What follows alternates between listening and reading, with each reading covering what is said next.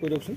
মই এই যোৱা দেওবাৰে মানে 2 তাৰিখে ৰাতিপুৱা 7 বজাত মোৰ অৰিজিনেল ঘৰ শিৱসাগৰ শিমলুগুৰিলৈ গৈছিলোঁ মোৰ নাতি ল'ৰাই বিয়া খাবলৈ।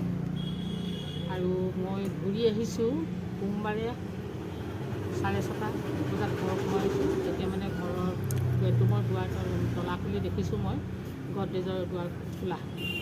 তাৰপাছত ভিতৰত সোমাই চাইছোঁ গোটেই 4টা গডৰেজ মানে কমপ্লিট সিহঁতে ভাঙি লকাৰ ভাঙি একেবাৰে হেৰি কৰি থৈ দিছে। আৰু খিৰিকীয়েদি মানে চোৰ সোমাইছে, খিৰিকীয়েদি লোহাৰ ৰডখিনি খিৰিকীয়েদি সোমাইছে। আৰু মোৰ বিচনাখনৰ ডিভানখনৰ ভেটটোও মানে আপোনাৰ ভাঙি এৰুৱাই থৈ গৈছে। ঘটনাটো কেতিয়া আছিলে?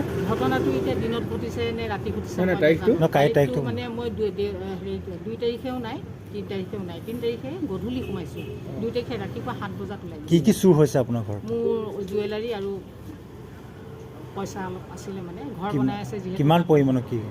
জুৱেলাৰী এই সোণৰ ছেট আছিলে, মানে ছোৱালীজনী ডাঙৰজনী ছোৱালী বিয়াক দিয়া। কিমান পৰিমাণৰ হ'ব টকা? পৰিমাণটো এতিয়া সঠিক ক'ব নোৱাৰিম। মানে পইচা কিমান আছিল? পইচা আছিলে মিষ্টিক দিবৰ কাৰণে, আৰু মই নিজেও ইয়াত যিহেতু ঘৰ কাৰণে ৰিপেয়াৰ কৰি আছিলোঁ, মিষ্টিক দিবৰ কাৰণে পইচা দি থৈছিলোঁ। এই 2 লাখৰ ওচৰ আছিল পইচা। পুলিচে ৰিকভাৰ কৰিছে নাই আজি? মিলননগৰ থানাই মানে আজি ৰিকভাৰ কৰি চিনি পাইছে আপুনি? মই চিনি পাইছোঁ। আপোনাৰ হয়নে গোটেই বস্তু? গোটেইখিনি বস্তু সম্পূৰ্ণ বস্তুখিনি পোৱা নাই, মই কিছু পাইছোঁ। পইচাখিনি পাইছে? পইচা নাই পোৱা নাই। কিমান সোনকালে? আপোনাৰ ঘৰ ক'ত ক'লে?